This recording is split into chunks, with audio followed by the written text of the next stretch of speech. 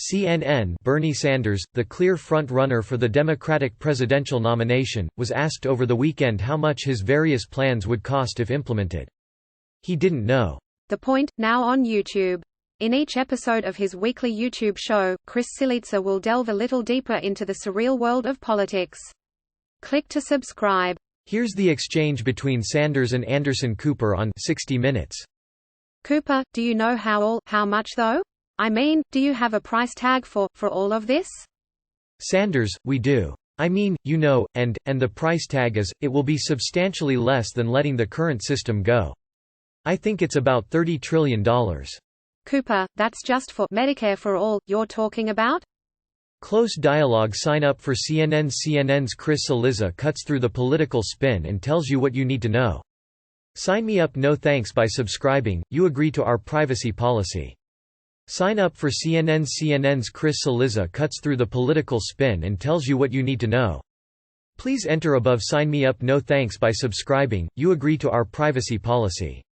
You're on the list for CNN. CNN's Chris Cillizza cuts through the political spin and tells you what you need to know. Close dialogue. Sanders, that's just Medicare for all, yes. Cooper, do you have a price tag for all of these things? Sanders, no, I don't. We try to. No, you mentioned making public colleges and universities tuition free and canceling all student debt. That's correct. That's what I want to do.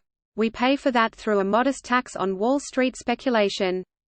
Cooper, but you say you don't know what the total price is, but you know how it's gonna be paid for. How do you know it's gonna be paid for if you don't know how much the price is? Sanders, well, I can't rattle off to you every nickel and every dime.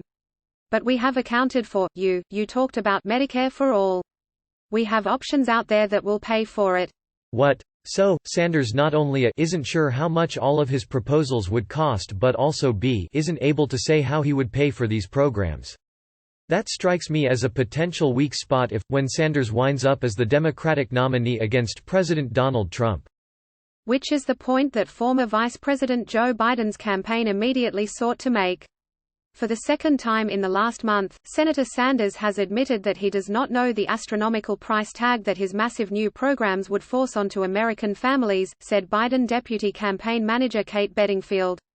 That's untenable. And in a weekend memo from the Democratic centrist group Third Way warning the party of the perils of nominating Sanders, authors Jonathan Cowan and Matt Bennett write, experts estimate that Sanders' major proposals would cost a staggering $60 trillion and would double the size of the government, while his tax plans fall $27 trillion short of paying for it.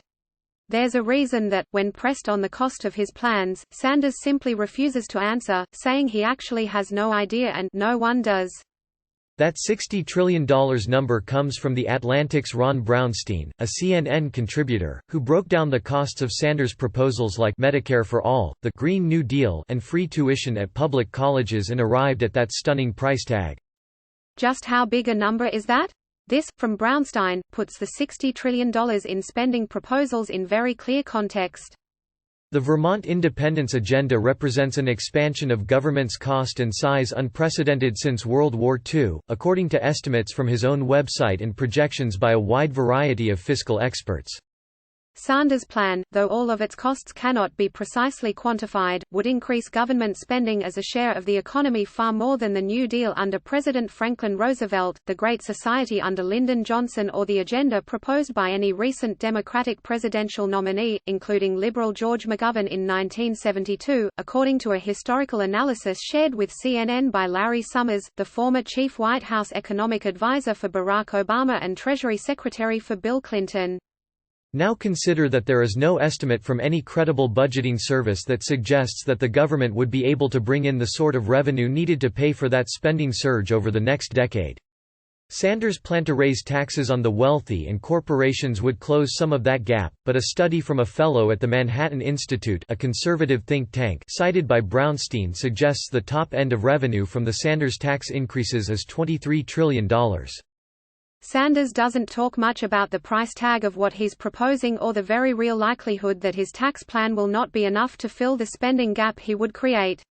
Which makes sense, because, politically speaking, the idea of raising taxes on what we broadly consider the middle class isn't terribly popular among, well, the middle class. Raising taxes on the wealthy or corporations, on the other hand, is a stone-cold winner politically. But Sanders once did admit the harsh reality of how his plans would be paid for during a debate over the summer.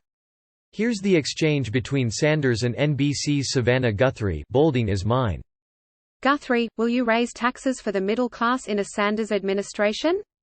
Sanders, people who have health care under Medicare for All will have no premiums, no deductibles, no copayments, no out-of-pocket expenses. Yes, they will pay more in taxes, but less in health care for what they get. So, here's what we now know about Sanders' plans for America. 1. He isn't sure how much they will cost. 2. He isn't totally sure how he will pay for them. 3. It's likely they will be paid for by an increase in taxes on the middle class.